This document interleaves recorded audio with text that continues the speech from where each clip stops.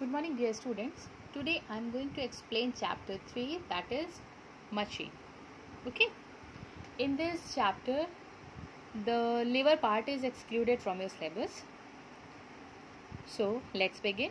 The first topic is machines. We have machine, technical terms and lever. So the first topic is machine. What is machine?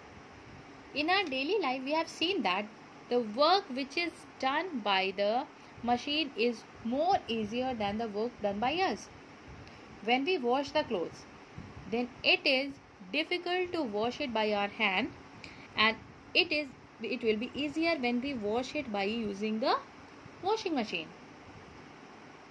It is difficult to grind anything without using mixture. But when we use mixer grinder, then we see that it becomes easy. It takes less time. In our daily life, we have seen that it is difficult to open a nut or by our hand, but it will be easy to open by using wrench. It is difficult to pull up a bucket of water directly from the well, but it will be easy when we pull it with the help of the pulley. Next, it is difficult to shift a heavy block by pushing it, but it becomes easy when we use crowbar. So we have number of examples in our daily life in which we see that when we use the machine, then our work becomes easy. There are number of functions which are performed when we use machine. The first is in lifting a heavy load by applying less effort, that is as a force multiplier. When we apply less force and heavy load can be lifted, then it is called as a force multiplier. When we apply less force and we get more. In multiplication, we know that by multiplication we get more. So it acts as a force multiplier. We apply less force and we get the more. We apply less effort and we get the more load. Second, in changing the point of application of the effort to a convenient point. We can change changing the point of application of the effort. The point we can change from where it can be applied. For example, the rear wheel of a cycle is rotated by applying effort on the pedal attached to the wheel, which is joined to the rear wheel with the help of a chain. Thus, the point of application of the effort is changed from the pedal to the rear wheel. It is easy to change the point of the application of the force where we are applying. It means we can change the point of effort.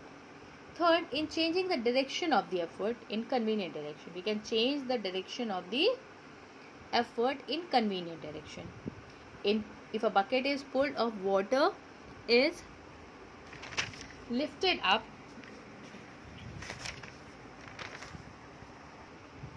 from a well without the use of a pulley, the effort has to be applied upward. By using a single fixed pulley, it becomes possible to lift the bucket from the well by applying the effort in the downward direction instead of applying it in upward direction. Okay. As you know that when we apply force in upward direction, when we pull the string in upward direction, then only we can lift the bucket from the well. But with the help of pulley, we apply the force in downward direction because the rope moves over the pulley. So we apply the force in downward direction, which is easy to apply in downward direction to lift the bucket upward. Fourth, for obtaining a gain in speed, that is a greater moment of load by a smaller moment of effort. So by these terms, we can say that in physics language, we can say that machine is a device by which we can either overcome a large resistive force or load. Resistive force means load at some point by applying a small force. The force which we apply is called effort, or effort at a convenient point and in the desired direction, or by which we can obtain a gain in speed. So we have some technical terms. The first term is load. The resistive force or opposing force to be overcome by the machine is called load. means load is the force on which we apply the effort. Okay, effort, the force applied on the machine to overcome the load is called effort. It means the force which we apply is called effort.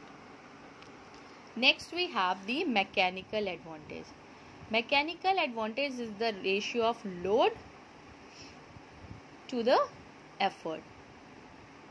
The ratio of load to the effort is called mechanical advantage. It is the pure ratio quantity. Load is represented by the letter L and effort by the E. It is the pure ratio quantity, so it has no unit. As we know that when the numerator is greater than the denominator, then we have the value more than 1. When numerator is less than the denominator, then we have less than 1.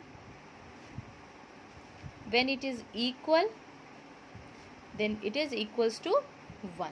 Okay, so here also, if the load is more than the effort, while using a machine to overcome a certain load, if effort needed is less than the load, it means if load is more than the effort, then the mechanical advantage will be greater than 1. If it needs an effort greater than the load, if the effort is more, then the mechanical advantage will be less than 1. If it is equal, then it will be 1. So if effort needed is equals to load, then it will be 1. Okay, so if a machine having a mechanical advantage greater than 1, then it acts as a force multiplier. Force multiplier. If it is less than 1, then it is used as a gain in speed. If it is equals to the 1, then it is used to change the direction. It is used to change the direction. Okay, and there is no gain in force or speed. If the load is more than the effort, then the mechanical advantage is more than 1. If it is more than 1, then it acts as force multiplier. If load is less than the effort, then it acts as a gain in speed. When it is equal, then it is used as a change in direction. It is used to change the direction. Okay, next we have the velocity ratio. Velocity ratio is the ratio of velocity of effort, that is VE, upon velocity of load, that is VL. Velocity ratio is the ratio of velocity of effort to the velocity of load. In this is also pure ratio quantity, so it has no unit. It also acts with the same way. If the velocity of effort is more than the load, then it has more than 1. Velocity ratio is more than 1. It is for mechanical advantage. Okay, when load is more than the effort, then it acts as a force multiplier. When the load is less than the effort, then it acts as a gain in speed. When it is equal, then change in direction. It means that when the mechanical advantage is more than 1, it acts as force multiplier. When the mechanical advantage is less than 1, it acts in gain in speed. When it is equals to 1, then it is used to change the direction. In case of velocity ratio also, if the velocity ratio is less than 1, then it acts as a same way, gain in speed, more than 1, force multiplier, equals to 1, it acts in it will use a change in direction. Next we have work input. What is work input? Work done on the machine by the effort, because we apply effort, we give effort to the machine, so it is input. The force is applied by us is input. So the work done on the machine by the effort or by us is called the work input. Work output the work done by the machine on the load, the work which we get, that is work output. Next we have efficiency. What is efficiency? Efficiency is defined as work output upon work input. Okay. Practically, no machine is 100% efficient. Eta is the symbol of efficiency. Practically 100% efficient machine is not possible, but we considered it as a approximately 100% efficient. Okay. Efficiency is the ratio of work output to the work input. It is ratio quantity, so it has no unit. Okay. Now the principle of machine. The principle of machine is work input is equals to work output. Okay, work input is equals to work output. We know that W is equals to F into it. Input means by the effort, so it is effort into displacement means effort arm. Output means we get by the load.